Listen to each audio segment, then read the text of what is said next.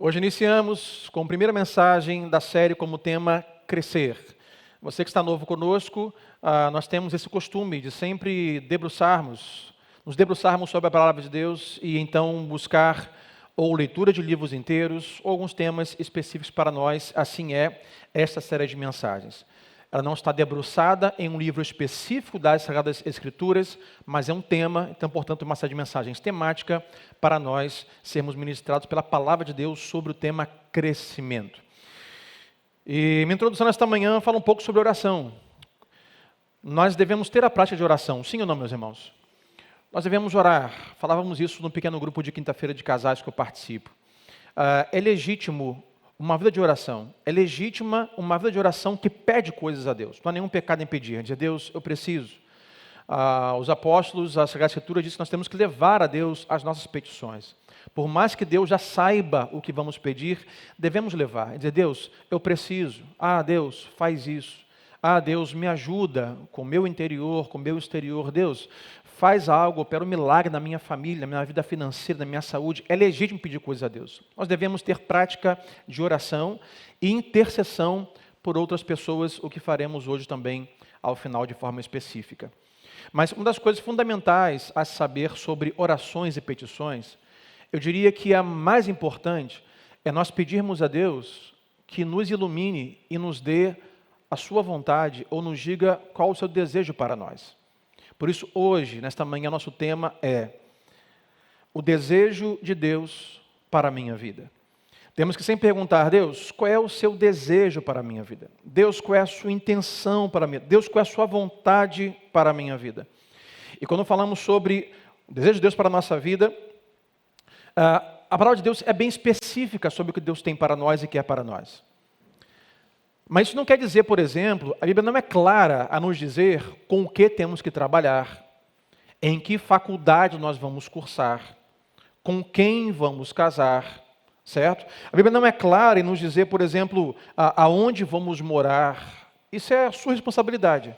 Saber que faculdade vai cursar, aonde vai morar, com quem vai casar, com quem vai trabalhar.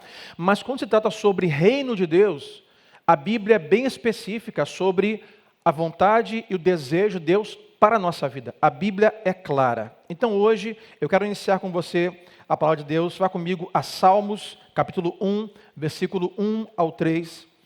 Um texto muito conhecido, Salmos 1, versículo 1 ao 3. A versão que lemos nesta igreja é a NVI. Assim o salmista. Como é feliz aquele que, ele diz, não segue o conselho dos ímpios, não imita a conduta dos pecadores e nem se assenta na roda dos zombadores. Eu quero que leve a você o entendimento desse primeiro versículo, onde o salmista fala sobre uma progressão de vida fora do desejo e da vontade de Deus para nós. Eu diria, uma progressão de uma vida em pecado.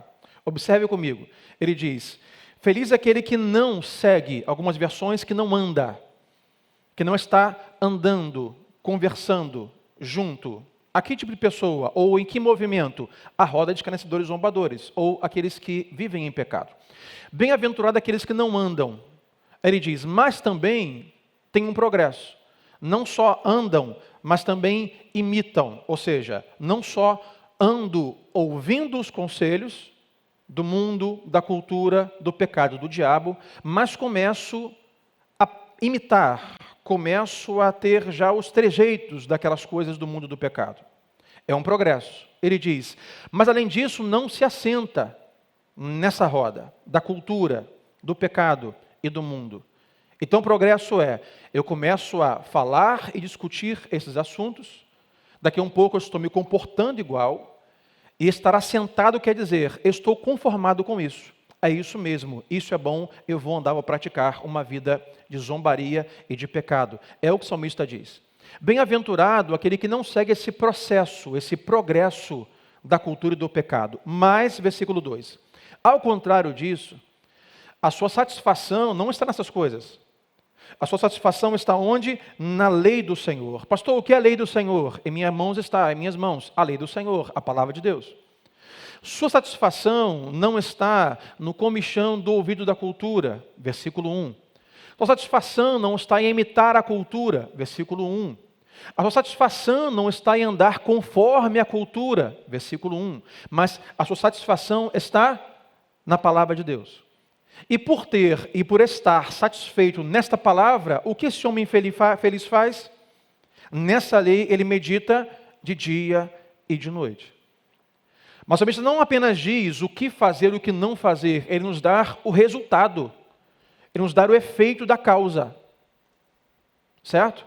Faça isso, terá essa consequência, causa e efeito. Ele diz, se você fizer isso, se você satisfazer nesta lei e nela meditar dia e de noite, versículo 3, você será como alguém parecido com uma árvore plantada. Mas não de qualquer jeito, qualquer lugar, mas uma árvore plantada à beira de águas correntes. Ele diz, sabe o que acontece com árvores plantadas à beira de águas correntes? Elas dão sempre fruto no tempo certo. E as suas folhas nunca murcham. E tudo que esse homem, esta mulher, esse indivíduo faz, será bem sucedido e ele prosperará.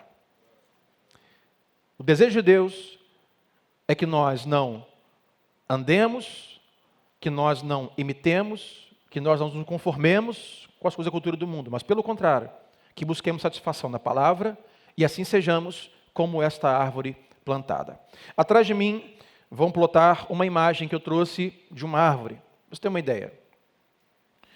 Aí está uma árvore com muitas raízes fortes, é visível, com troncos fortes, com grandes folhagens verdes, e você percebe que atrás dela segue ali o riacho, à beira do riacho, outras árvores frondosas. O que essa árvore tem?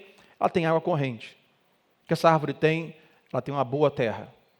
Por isso, é uma árvore, segundo o salmista, que dá fruto ao tempo certo. Eu diria que dá fruto o tempo todo. Olhamos Gálatas 5, e lá o apóstolo Paulo fala sobre o fruto do Espírito, que são, por exemplo, paz, alegria, mansidão, domínio próprio, longanimidade, benignidade, e a lista continua e diz, contra esses frutos, não há nenhum problema, não há pecado, não há mal. Aqueles que estão plantados em Deus e têm a palavra de Deus como a sua lei ou a sua satisfação, são como essa árvore que dá fruto. E observe que o texto vai dizer que as suas folhas não murcham, ou seja, estão sempre vívidas, sempre verdes. Independente se é verão, inverno, outono, primavera, ou seja, independente das estações do ano que nós vivemos, que não são do tempo. São estações de provisão e não provisão, alegria, tristeza, dinheiro, pobreza, empregado, desempregado, saudável, enfermo. Independente da estação, aqueles que estão plantados em Deus, o salmista diz, eles serão vívidos, terão folhas verdes. Eu creio que é nesse sentido que Jesus quer dizer assim, eu vim para que tenham vida e a tenham em abundância, independente da estação que você viva. Você pode estar com ou sem filhos, empregado ou desempregado, saudável ou doente, empregado ou desempregado. Se você está plantado em Deus e tem a lei do Senhor como a sua maior satisfação, você será como esta árvore. Posso ouvir um amém? Como esta árvore. Agora, vale também lembrar que toda árvore plantada começa bem pequena. Dificilmente você verá alguém plantando uma árvore muito grande.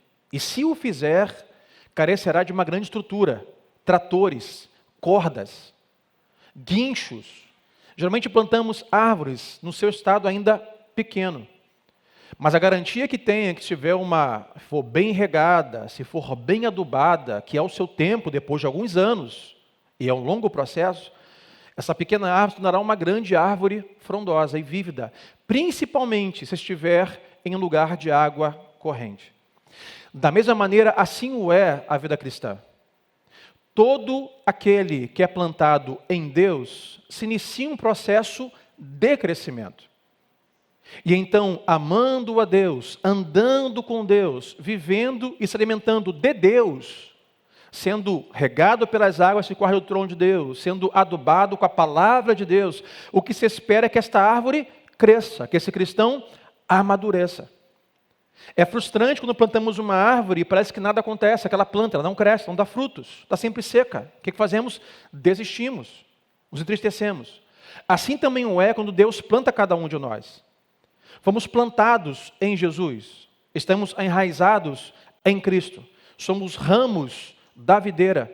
E quando Deus nos planta pela salvação em Cristo, o que se espera é que nós sejamos alimentados, adubados pela palavra, irrigados pelas águas do Espírito, e então nós cresçamos. E nós nos desenvolvemos. É o que Deus espera de cada um de nós. Por isso nós precisamos crescer. Quando Deus fala sobre o seu reino, o seu desejo para nós com o seu reino, a Bíblia é clara, não há dúvidas. Por exemplo, vamos a Romanos 8, versículo 29, que diz: pois aqueles quem? Aqueles que o Senhor ou Deus de antemão conheceu, ou seja, antes de nos eleger, antes de nos chamar, antes de ir até nós, Ele já nos conhecia. Esse o qual Ele conheceu, que Ele salvou, que Ele chamou, Ele também colocou um propósito pré-estabelecido, chamamos de predestinação.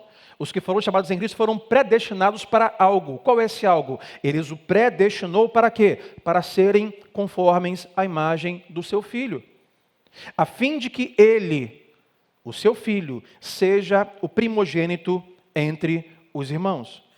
Então, Deus nos chamou e nos plantou para que nós cresçamos ao ponto de nós nos tornarmos cada vez mais e mais parecidos com Cristo. Não há mistérios para o que Deus quer para a nossa vida. Ele não apenas nos salva e nos assenta em um auditório cristão como esse. Ele não apenas nos salva, nos regenera e nos deixa em ponto de aguardo do ônibus do dia vindouro chegar para que então entremos e vejamos Deus face a face. Não. Deus nos salva com um propósito. Qual é o propósito de Deus a nos salvar? Nos salva para que nós cada vez mais nos pareçamos com Cristo. E o que é se parecer com Cristo? É quanto mais me pareço com Cristo, mais eu me distancio ou não me pareço com o mundo e com a cultura. Quanto mais eu pareço com Cristo, mais diferente eu sou em minha fala em relação à cultura. Então eu falo diferente de como o mundo fala. Quanto mais eu pareço com Cristo, as minhas ações são cada vez mais diferentes em como a cultura e o mundo age, como a cultura e o mundo pensa. Falando em crescimento, voltamos ao Cristo, nascido de Maria, uma mulher virgem. Ele nasce, o que entendemos é que na sua época, ele usava alguns paramentos infantis, como nós temos na nossa época. Com certeza naquela época não tinha babá eletrônica, não tinha fralda descartável, não tinha lencinhos Johnson, naquela época não tinha, não sei como que era. Mas certamente usava paramentos infantis. Então ele tinha algum tipo de fralda, algum tipo de andador da época, alguma coisa acontecia. Ele era simplesmente uma criança como qualquer outra. Qualquer outra. Visivelmente olhava uma criança que engatinhava, falava gugu dadá, mamã papá, comia papinha no liquidificador ou algo da época. Mas quanto ele vai crescendo, mais diferente ele vai se tornando da sua época, da sua cultura. E quando ele alcança a sua idade adulta, as pessoas começam a perceber isso. Dizem assim: quem é esse que fala com tanta autoridade? Quem é esse que é mais sábio do que Salomão? Há algo nele que nós não vemos nos religiosos. E multidões o seguiam, porque ele cresceu e ele passou a se tornar diferente da sua cultura e do mundo. Então, quanto mais nós nos parecemos e somos moldados conforme o Filho de Deus, mais diferentes somos da cultura em pensamento, em fala, em ações e em prática. Esse é o desejo de Deus para a sua vida. Vira para o seu vizinho com amor e diga assim: esse é o desejo de Deus para a sua vida. Diga assim: que você cresça. Agora nós temos um problema quando falamos sobre o crescimento espiritual e da fé cristã. É o que eu vou chamar de montanha-russa espiritual. Quem é que gosta de montanha-russa comigo? Levante a mão. Montanha-russa de parque. Quem gosta aqui? É bom demais, irmão. Dá um pavor na hora de entrar, mas quando acaba você fala assim: eu vou de novo. Aí você entra na fila de novo e de novo você se arrepende de ter entrado na fila. Fica assim: caramba, não é para estar aqui. Olha, Deus já me guardou na primeira vez. Vai que na segunda um trilho solto. Gente, eu penso assim, desculpa. tá? Porque tem 100% de chance das coisas darem errado. 100%. Aí você entra e você vai, dali você sobe. Nós fomos com a família que reabriu, acho que o Tivoli Park, né? Não sei, no Rio, ali na Ayrton Senna, na Barra. O negócio sobe, a gente foi de noite, imagina. Você sobe, sobe, sobe, não tem nada. Só estrela, sobe, sobe, sobe, sobe. Eu falei, meu Deus do céu, o que eu estou fazendo aqui? E quando o negócio vira para baixo, que você olha e diga assim, Jesus. Aí você vai, quando você acaba, diga assim, quero de novo. A montanha-russa é um sobe e desce danado. Qual é o problema que nós temos hoje no crescimento espiritual de muitos cristãos? É a montanha-russa espiritual. Uma hora está lá em cima. Caramba, estou bem com Deus. Estou orando. Estou no meu plano de leitura bíblica anual, sem falhar. Todo domingo eu estou lá, estou servindo, estou amando, estou fazendo, está maravilhoso. Estamos no pico da montanha-russa. Mas de repente a vida vem, martela na cabeça. Aí vem desemprego, aí vem enfermidade, aí vem dúvida, vem a cultura, aí você já começa a se desesperar, aí você começa a negociar a fé, e começa a pensar, bom, acho que isso não vale a pena. Quanto tempo que eu dediquei ao Senhor e à igreja, olha como eu vivo. Aí você ouve os conselhos do mundo, Salmo 1, você começa a andar com comichão novo das coisas do mundo, e você começa agora a praticar, e se parecer, e se assenta e se conforma. Você quer isso? A montanha-russa desceu, está lá, não vem mais à igreja, está triste, não ora, não lê a palavra, mas de repente Deus te encontra onde você está, e você diz assim, caramba, eu tenho que despertar, você volta e sobe a montanha-russa de novo, estou bem com Deus, daqui a pouco você desce de novo. Há uma inconstância na vida de muitos cristãos. Imagine isso numa árvore, por exemplo. Não tem como ela diminuir, né? Mas já dá muito tempo que ela dá fruto, fica verde.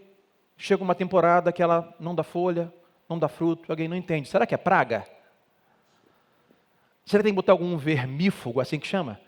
Vermífugo. Por que houve com essa árvore? Será que é algum bicho? Será que é a formiga? A inconstância no crescimento é um problema. E muitos cristãos hoje vivem uma montanha-russa espiritual. Ora estão super bem com Deus, com a igreja, com a fé, mas a vida vem, maltrata, machuca, a vida bate mesmo. E nós fomos encanados, Jesus disse, vocês terão aflições. Fiquem cientes disso. Não chega a dizer assim, o mundo vai odiar vocês, porque me odiou. Então, quanto mais vocês parecerem comigo, mais odiados serão. E nós estamos lá em cima, estamos lá embaixo, e Deus quer que nós andemos, não nesses ciclos de sobe e desce. Deus quer que nós andemos em constância. O que a Bíblia diz de andemos de fé em fé e de glória em glória. É um passo sempre adiante e à frente. Sempre um passo adiante e à frente. Então, hoje, para nós sobre crescimento, 3 coisas.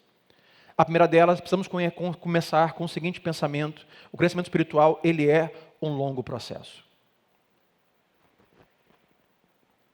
Nenhuma árvore plantada, nenhuma semente plantada se torna uma grande árvore em dias. Não há como amadurecer em dias. Não há como se tornar alguém parecido com Cristo em dias.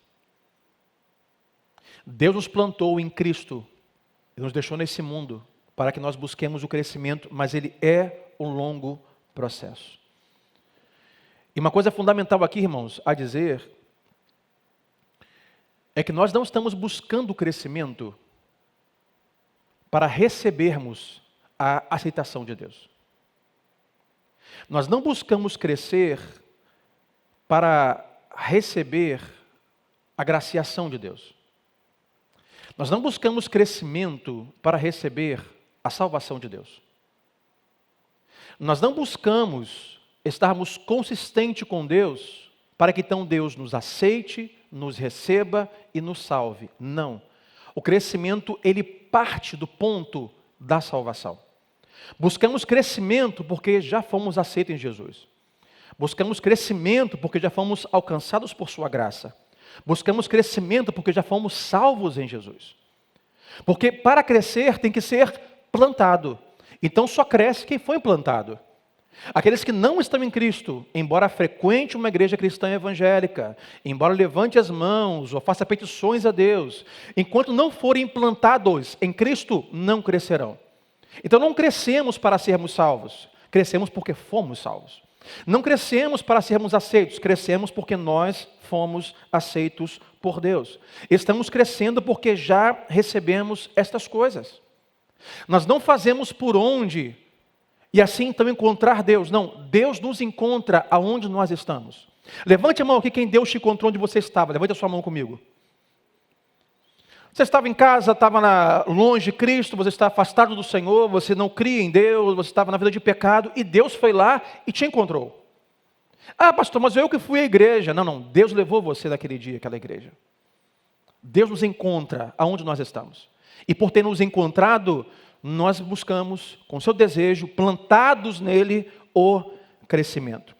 Olha comigo Filipenses 2, versículo 12, que o apóstolo Paulo diz. Esse é um texto que causa, às vezes, confusão, e me causava confusão em algumas versões, como atualizada e corrigida.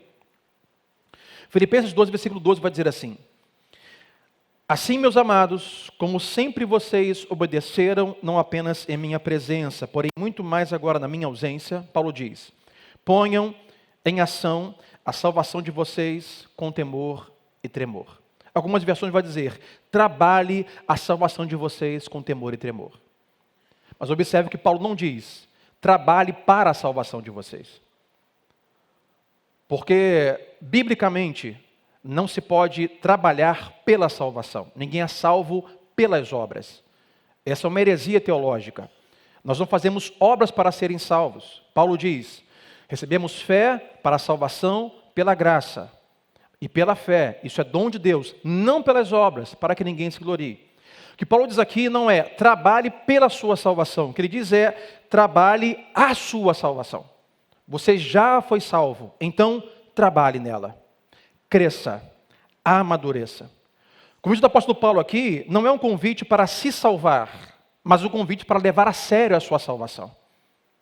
Convite para você que é acordar, despertar. Já fui agraciado, já fui plantado, já fui salvo. Agora compete a mim colocar em ação e trabalhar a salvação que já recebi. Talvez para alguns cristãos aqui que você precisa, já salvo em Jesus, é simplesmente acordar de um sono que te acomoda e simplesmente a ser um religioso e ir à igreja. E não há crescimento. Para outros, quem sabe que nesta manhã, é ainda ser plantado. Nós amamos sua presença aqui hoje, temos prazer em recebê-lo e volte sempre. Mas talvez se já voltou aqui hoje a sua quinta vez, sexta vez, sétima vez, mas o que falta a você agora, por enquanto, ainda é ser plantado. E não haverá crescimento enquanto você não for plantado em Cristo. Então, no seu caso, é ter fé para crer em Jesus e ser salvo. Então, número 1, meus irmãos, o processo de crescimento, ele é longo. Leva meses, leva anos, leva décadas. Mas é o que nós precisamos fazer, pois esse é o desejo de Deus para a nossa vida. Segunda coisa, saiba que teremos inimigos do nosso crescimento. Há eventos, há coisas que não querem que nós cresçamos. Eu vou te dar 3 nesta noite. O primeiro deles é a nossa carne. A nossa carne é o nosso primeiro inimigo contra o nosso crescimento. Nós temos uma natureza e ela não se parece com Cristo. Ela se parece com Adão. Nós temos uma natureza, um nascimento, primeiro nascimento, que é carnal, humano e pecaminoso. Jesus diz àquele homem, quando pergunta sobre salvação, ele diz, olha, você tem que nascer de novo, um segundo nascimento, do Espírito, porque o primeiro é em pecado. A nossa natureza é pecaminosa e a nossa carne vai lutar contra o nosso crescimento. Quem nunca ouviu em sua mente, quando as coisas ficam difíceis, o seguinte pensamento, faz do seu jeito. Por que fazer as coisas do jeito de Deus? Não está funcionando. É muito mais difícil. Afinal de contas, a vida é sua. Reja a sua vida. Dê destino à sua vida. Você merece ser feliz. Quantas vezes não ouvimos da nossa carne dizendo, faz do seu jeito. Faz da forma que você acha ou pensa que é melhor para você. A nossa carne vai nos levar contra a uma dependência, um crescimento de confiança em Deus. Sabe você que a sua carne, ela é fraca, não só de forma física. A sua carne, a Bíblia diz, sua alma, suas vontades pecaminosas são fracas. Que isso, pastor? Onde tirou isso? Não quer acreditar em mim? Acredita em Jesus. Ele diz, a sua carne é fraca. Olha comigo Mateus 26, 41, quando ele diz aos seus discípulos ali no Getsêmani. Vigiem e orem, para que não caiam em tentação. Lembrando que a ação de cair é o quê? Cair, tomar um tombo, perder a força, bambear a perna, cair, fraqueza. Não caiam em tentação. O espírito está pronto, como quem diz, o espírito é forte. Mas a sua carne, ela o quê? Ela é fraca. A sua carne é fraca. Leia o Gálatas 5:17, onde o apóstolo Paulo fala à igreja, aos Gálatas, sobre o que eu vou chamar de um cabo de guerra. Já brincou de cabo de guerra? Na rua, no colégio, cabo de guerra. Olha o que o apóstolo Paulo diz em Gálatas 5:17. Pois a carne deseja o que é contrário ao espírito, e o espírito o que é contrário à carne. Eles estão em conflito um com o outro, de modo que vocês não fazem o que desejam. O apóstolo Paulo diz assim, há um cabo de guerra, a sua carne e o seu espírito. O seu espírito quer o quê? Que você amadureça.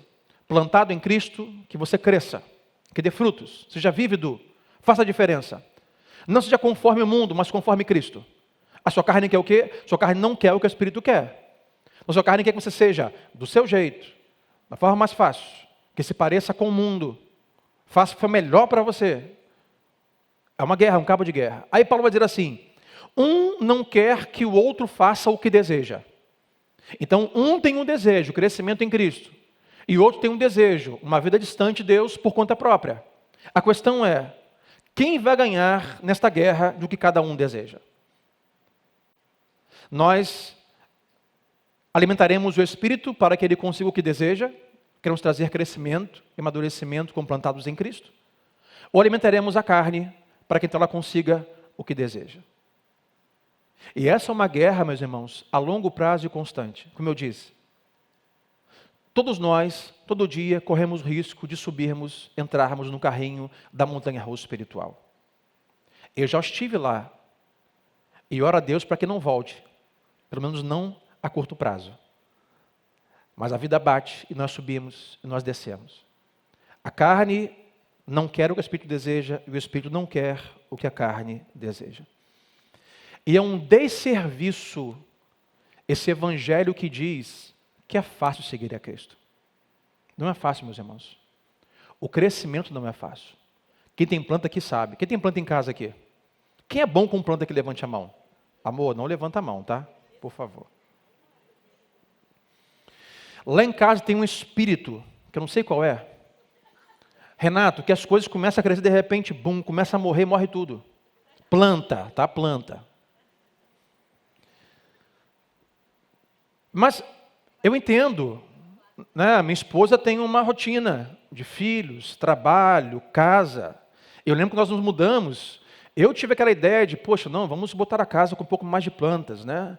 Aí eu comprei uma planta e fui descobrir, nem sabia. Planta vale preço de ouro, é em dólar que paga, né? Um vaso é 200, a planta é 500. Eu gastei R$1.000 com 2 plantas, fiquei assim, ué gente, como assim? Aí eu comprei a planta, botamos lá, e planta bonita, e minha mãe que tem de pouco mais de planta, e falou, não, essa planta aqui é bom para sombra, é bom para sol e tal, e botamos e tal, e rega, e passa um tempo, gente, está lá assim, ó, um talo só assim, ó, verde, com uma folhinha. Eu falei assim, minha esposa, está feio, joga fora. Não, eu tenho fé que vai. Eu falei, fé não é o suficiente, né? Tem que ir ali na florária, comprar um adubo, tratar, tirar a praga. Fé não é o suficiente, né? Dá trabalho. Dá trabalho. É um desserviço ao Evangelho essa pregação de que seguir Jesus é fácil, é instantâneo. Eu vou te dar um exemplo. Talvez alguém aqui já comprou as propagandas, essas lojas que tem online, que tem um canal só disso, né? Polishop. Aí tu comprou uma cinta que vibra. E lá diz, pastor Marcão, vai? Lá diz, se você fizer isso 5 minutos por dia, que você por 3 meses vai ficar igual um cara que está ali, um modelo com um tanquezinho trincado, rasgado. Aí você vai e compra, Renato. Aí tu bota, tu liga e já visualiza, você daqui a 3 meses, caramba, vai botar de camiseta na rua, trincado. Aí tu bota o negócio, vibra, parece que esse vibra te dá mais fome. Pô, deu uma fome agora. E vibra, você come e vibra, passam 3 meses, olha no espelho e fala assim, caramba, cara, não mudou nada. Irmãos, Botar um abdômen tanquinho não é fácil, não. Eu estou há 48 anos tentando. Não é fácil. Se isso vale para o físico, isso vale para a vida espiritual. É um desserviço dizer que é fácil seguir a Cristo, que em 1, 2, 3 semanas, 6 meses, 1 ano, você vai ser o Cristo encarnado no século 21. Não vai. É uma luta diária, não é fácil. Você sobe na montanha-russa, daqui a pouco você desce, aí vem problemas, traumas, dificuldades, perdas, ansiedade, você fica numa montanha-russa danada. Não é fácil seguir a Cristo. É negar a si mesmo, é negar as vontades, é fazer sacrifício. Quando eu falo sacrifício, não é sacrifício como diriam os hinos mais antigos, entre a igreja domingo de manhã e a praia, isso não vale de nada. Digo sacrifício de verdade, em relação à carne, às vontades, ao pecado. Não é fácil seguir a Cristo. É por esse motivo, que não é novo, mas hoje é bem publicado, é por esse motivo que hoje os homens querem editar a Bíblia. Porque não é fácil viver a Bíblia. Então é por isso que é mais fácil hoje pessoas, famosos, rainha dos baixinhos, dizer assim, não, temos que reimpretar, reescrever a Bíblia, então temos que arrancar esta página, porque nós lemos a Bíblia e tudo me vai bem, como dizer, bem-aventurado, feliz é, e entrará e sairá, 10 mil à sua direita, 10 mil à sua esquerda cairão, e você ficará de pé, você vai de boa, até que chega uma hora que a sua carne é confrontada, que você faz, não, essa parte não gostei, Senhor, sinto muito, mas eu não sou perfeito, arranca a página. Por isso que o mundo quer editar a Bíblia. Porque não é fácil viver as Escrituras. Não se engane, não é fácil. Agora, sozinho é impossível. Mas aqueles que foram plantados, foram selados com o Espírito Santo da promessa. E para esse será possível. Não fácil, mas possível. Porque o desejo de Deus é que nós cresçamos. O primeiro inimigo que nós temos é a nossa carne. O segundo inimigo que nós temos, eu vou chamar de procrastinação. Todos nós somos bons nisso. Nós amamos isso. Amamos o botão soneca no despertador. Todo mundo é bom em procrastinar. Não diga que não, todos nós somos. Parece que é uma identidade, um DNA da nossa natureza pecaminosa, procrastinar. Pastor, o que é para os adolescentes mais jovens, como minha filha, por exemplo? Pai, o que é procrastinar? Perguntaria ela hoje. Procrastinar é o pensamento de que nós podemos deixar para amanhã o que tem que ser feito hoje. E vai funcionar igualmente, não há nenhum problema. Do tipo, preciso cuidar da minha saúde. Ah, mas está frio. Então, é terça-feira já, né, pastor? Terça-feira, já começou a semana. Eu digo, meu irmão, tem só um dia para trás, tem 5 para frente, vamos lá. Não, segunda-feira eu começo a caminhar a dieta. Hoje é terça, já perdi segunda-feira. Então, estou sempre procrastinando. Eu tenho que levantar, é acomodação. Eu tenho que praticar, tenho que fazer alguma coisa, mas a gente procrastina. A mesma coisa se dá em relação à vida com Deus, à vida espiritual. Eu sei no meu coração e pela palavra que eu tenho que fazer, mas o que eu digo, Senhor, deixa eu terminar a faculdade. Quando terminar a faculdade, então eu dou o meu tempo ao Senhor, os meus talentos, os meus dons ao Senhor. Quando terminar a faculdade, Deus, eu volto à rotina de igreja todo domingo e servir as pessoas e amar as pessoas. Termina a faculdade, sim, mas agora eu vou casar, daqui a 6 meses está complicado, não dá para eu crescer muito agora nessa época. Mas quando eu casar, com a família, com a esposa, com o marido em casa, então morando perto da igreja, a gente pensa assim, agora eu moro longe, aí eu procrastina, e vai sempre para amanhã e nunca faz. Mas irmãos, tem coisas que Deus quer fazer na sua vida e é para hoje, e é para agora. Eu diria, agora é o tempo de você crescer. Agora é o tempo de você sair da acomodação, da letargia, da procrastinação e começar a mudar a sua vida espiritual. Agora é a hora de voltar às práticas do primeiro amor. Lembra da igreja em Éfeso? Tenho contra vocês isso. Tem coisa de Deus para nós que é para agora, não é para o ano que vem, não é para 2024. Já estou olhando 2024, mas tem coisa que é para agora. Diga assim para o seu vizinho, Deus tem coisa para você agora. Diga para ele, Deus tem coisa para você agora. Diga assim, o crescer é para agora. Pastor, ano que vem eu amadureço, ano que vem eu procuro pastores e me dedico, ano que vem eu faço aquele devocional, ano que vem agora, meu irmão, não procrastine. Sabe por quê? O crescimento não é responsabilidade de Deus. Eu estou chato hoje, eu sei. Diga para o seu vizinho assim, o crescimento é a sua responsabilidade. Diga para ele, o crescimento é a sua responsabilidade. O seu crescimento é sua responsabilidade. Sua responsabilidade. Não é aquele que plantou uma árvore que de manhã vai lá e fica esticando o galho para ela crescer. A parte de quem plantou é regar e adubar. O crescimento é por conta da árvore. Deus faz a parte dele, sim ou não? Deus faz o que você não pode fazer. O que Deus faz? Deus te dá fé, te dá graça, te perdoa, te justifica, te dá vestes limpas, te salva. Você não pode fazer isso, é parte dele. Agora, crescer é sua responsabilidade. É com você. Se voltar para a palavra, se voltar para a oração, se voltar para o serviço, é sua responsabilidade. Deus não vai fazer isso por você. Ele te salvou, fez a parte dele, te deu dons e talentos, te colocou o espírito da promessa, para que então agora você cresça. É sua responsabilidade crescer. Olha o que Paulo vai dizer em 1 Coríntios 13, versículo 1, para esse grupo de irmãos como o nosso, que não estava crescendo. 1 Coríntios 13, versículo 1 vai dizer assim: irmãos, não lhes pude falar como a espirituais, mas como a carnais. E aqui a questão não é que eles eram carnais. Olha aqui comigo, vamos interpretar o texto direitinho, tá? A prova do Enem. Aqui ele não diz que eles eram carnais, mas que ele não pôde falar a eles como espirituais, mas teve que falar como se estivesse falando com carnais. Não pude falar com vocês como espirituais, mas como carnais, como crianças em Cristo.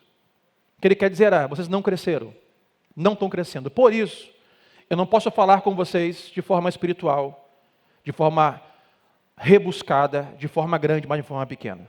Eu fiquei pensando sobre isso. O que seria falar como quem fala a uma criança? Eu falei, gente, isso é ridículo.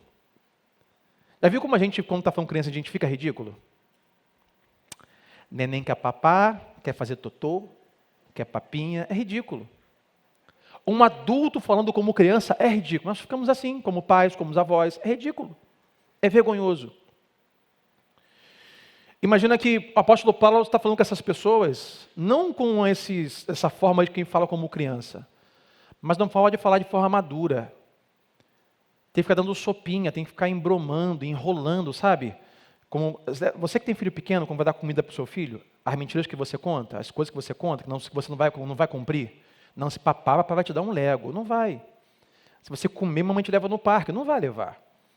E você fica embromando, fica enrolando, faz de tudo para a criança fazer aquilo. O apóstolo Paulo tinha que ficar embromando o seu discurso porque eram crianças. Não cresciam. Não é que eles eram carnais, mas não cresciam. O que me faz pensar, meus irmãos, é que o apóstolo Paulo, na sua época, já era odiado, já não era muito querido. Eu fico imaginando o apóstolo Paulo nos dias de hoje. Ele seria odiado e seria cancelado. Porque hoje nós temos uma geração infantilizada.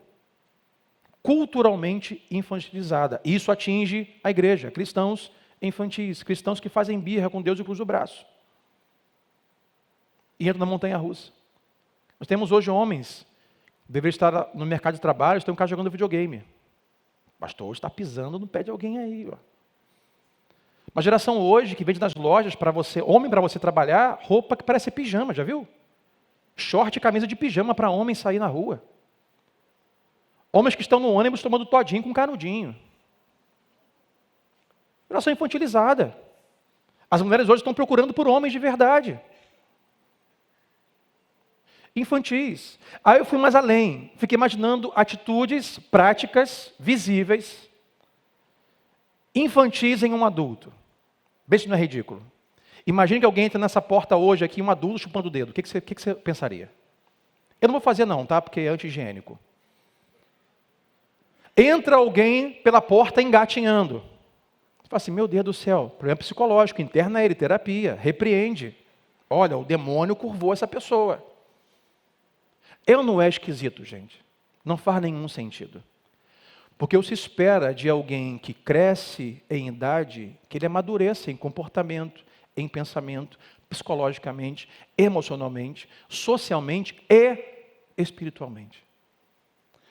Nós não temos cristãos que entram na igreja chupando o dedo, Talvez tome uma todinha de canudinho, reveja esse conceito, se você for adulto. Mas nós temos cristãos hoje que agem como crianças, que não cresceram, que ainda fazem birra, se entristecem por coisas normais da vida, que deixam a comunhão dos santos por coisas tão banais, ou que até estão na comunhão dos santos, mas o máximo que fazem é sentar, e não servem, não se dedicam, não amam, não se sacrificam. Paulo diz que, na sua época, eu diria hoje, tem cristãos que pelo tempo já deveriam estar correndo e ainda estão engatinhando. Uma criança, o processo do início é engatinhar, depois o pai segura pela mão, coloca no andador, ela começa a dar os primeiros passos. Aí depois vem um tempo de você começar a correr atrás dela. Ela vai começar a correr. Então, meu irmão, se você está em Cristo, foi plantado, Deus quer que você alcance maturidade para você correr e não continuar engatinhando nas coisas de Deus. Então, inimigos que nós temos para o crescimento é a nossa carne, vontades contra o Espírito. Segundo, a nossa procrastinação, deixar para amanhã o que Deus quer fazer hoje. E terceiro, a vergonha. A vergonha sempre fará com que você fique olhando para trás, em vez de seguir em frente. Tem pessoas que já plantadas em Cristo, ou ainda não plantadas em Cristo, elas não crescem, não desenvolvem, porque estão presas à vergonha. O que é vergonha? Aquilo que ficou para trás. É o retrovisor. Experimente tentar dirigir o seu carro olhando só para trás. Você não vai conseguir. Quem dirige sabe. Estou numa rodovia, e se eu quero pegar alguma saída numa rodovia, entrar à direita, à esquerda ou à direita, para pegar um acesso para alguma cidade, estou numa rodovia. Então eu preciso o quê? Entrar no fluxo, olhar retrovisor, ligar a seta e ir. Mas se você ficar preso no retrovisor, você perde na frente, você começa a reduzir a sua velocidade, preocupado para não esbarrar em alguém. Pessoas ainda não estão crescendo porque estão presas à vergonha, ao seu passado, olhando no retrovisor. E sabe quem é mestre em te envergonhar? O diabo. Sempre que vier uma ministração sobre o seu passado, acusativa, condenativa, não é o Espírito Santo, é o diabo. É o diabo que vai dizer, você não pode, você não merece, você não deveria. Olha o que você fez ontem, olha o que você fez ano passado, olha quem você foi há 10 anos atrás, você não tem condições, você não vai conseguir. O apóstolo Paulo disse que aqueles que foram plantados em Cristo, Romanos 8, versículo 1, porque já não há mais condenação para aqueles que estão em Cristo Jesus. Aqueles que foram plantados em Cristo, não há mais condenação sobre eles. Os seus pecados foram perdoados. E deles não me lembrarei mais, diz o profeta. Continuamos pecadores, continuamos errando. Eu sei muito bem o que eu fiz, como daquele filme no verão passado. Mas também sei o que Cristo fez por mim na cruz do Calvário. Eu sei que o meu pecado fez a pessoas, mas também sei o que Cristo fez por mim naquela cruz. Eu sei que eu fui lavado, justificado, perdoado, redimido. Ainda como pecador, não é o que eu faço, é o que Ele fez por mim naquela cruz, e nele eu estou garantido, não há mais condenação. Eu posso dizer, diabo, eu sei qual é a tua. Tu já está destinado ao inferno. Tu já está destinado à perdição. Eu sei que você quer me levar contigo, mas tu não vai me levar contigo. Eu fui salvo, lavado e remido naquela cruz. Você foi condenado, eu não. Eu fui resgatado pelo sangue do Cordeiro.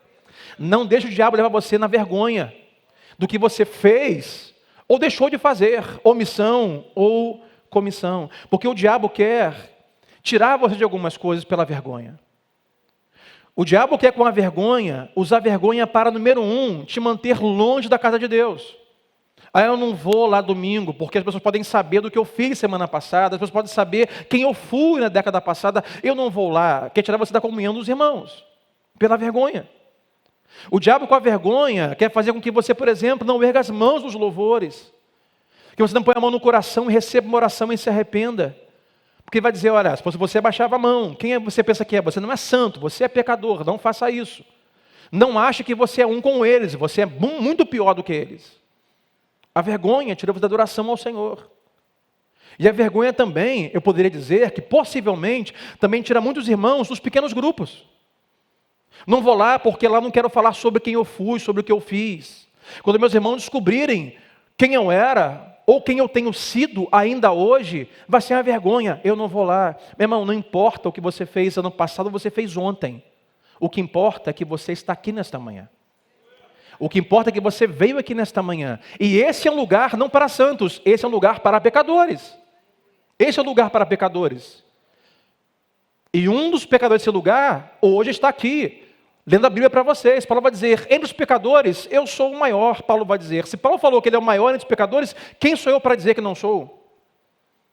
Não deixa a vergonha parar o seu crescimento.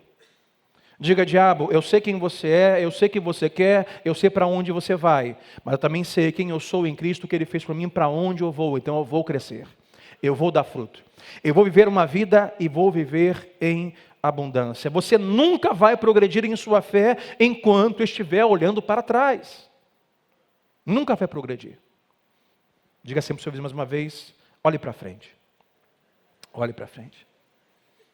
O salmista diz, olho para os montes e pergunto, de onde vem meu socorro? Meu socorro não está no monte. Meu socorro vem do Senhor, que fez os céus e a terra. É olhar para frente, meus irmãos. É ter esperança. Como alguém, até hoje lá em casa, a Adriana molha essa planta, eu não sei porquê. Esperança. Saiu 1 ou 2 folhinhas um dia desse aí. Esperança. É olhar para frente.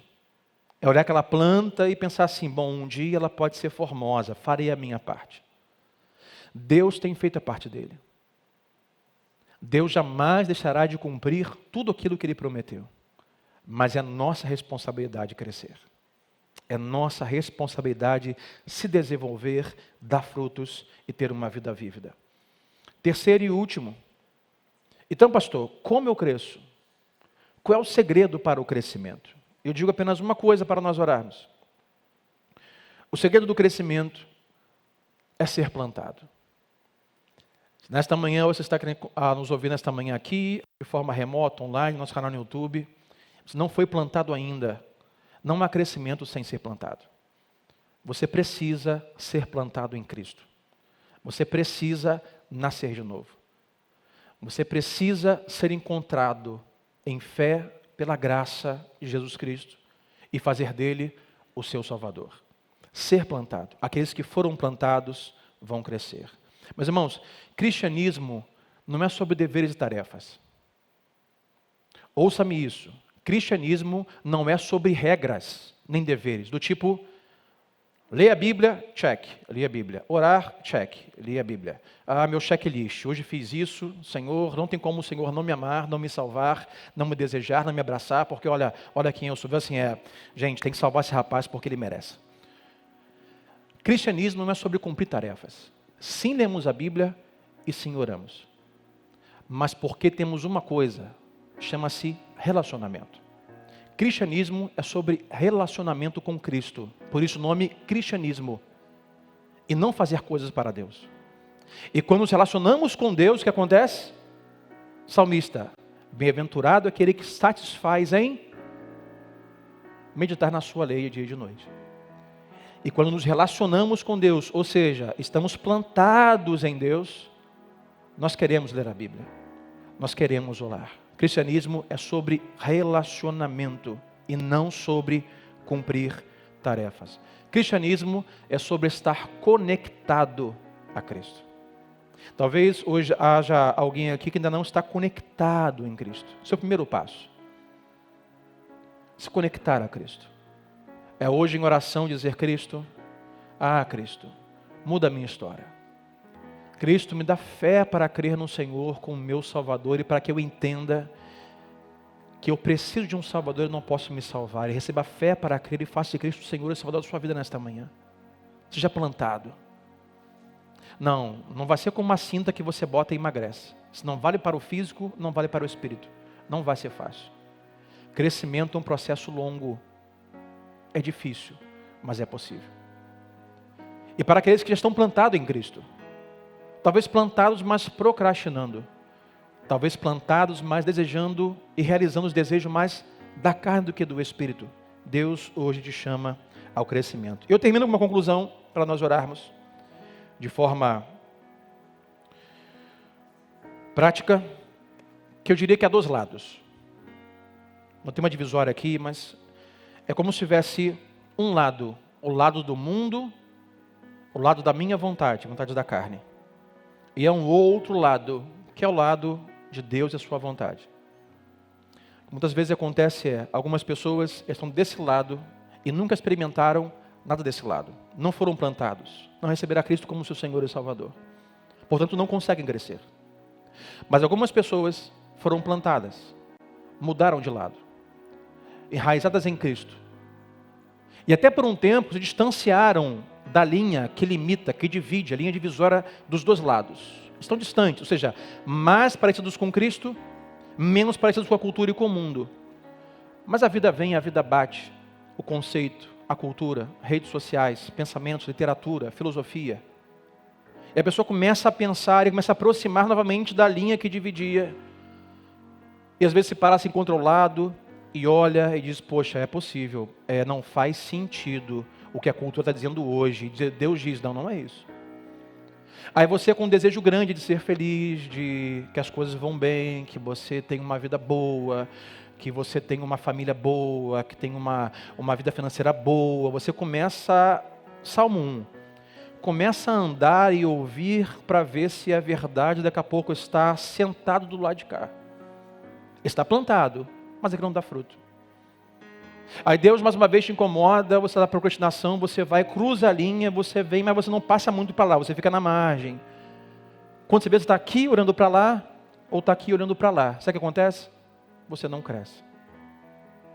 Sua vida espiritual não desenvolve. Eu diria que a vida espiritual é a base para todos os outros desenvolvimentos. Se a sua vida espiritual desenvolve, a sua vida emocional desenvolve. O seu casamento desenvolve. Sim ou não, meus irmãos? A sua vida psicológica desenvolve. A sua vida relacional desenvolve. A sua família desenvolve quando há desenvolvimento espiritual, crescimento espiritual. O salmista diz que bem-aventurado é aquele que satisfaz na palavra de Deus. Sabe o que o mundo faz? O mundo planta peças em nós. Lembra os desenhos que nós tínhamos? Deserto, lá tinha uma coisa que aparecia, mas sumia. O nome daquilo era o quê? Miragem. Olhamos do lado de cá, e o nosso coração desejoso de ser feliz, realizado, ter uma vida boa. Olhamos o mundo que é um deserto, nos mostra um falso oásis. Lá tem água pura, água gelada, boas árvores de sombra. O que fazemos? Nós atravessamos a linha e dizemos, bom, eu acho que aqui eu vou encontrar. Quando você encontra e bota na boca a água, descobre que é simplesmente areia.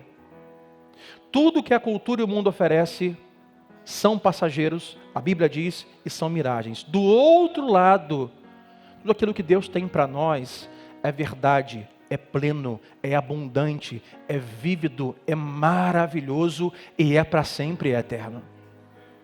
Então cresça. O desejo para a sua vida é o crescimento.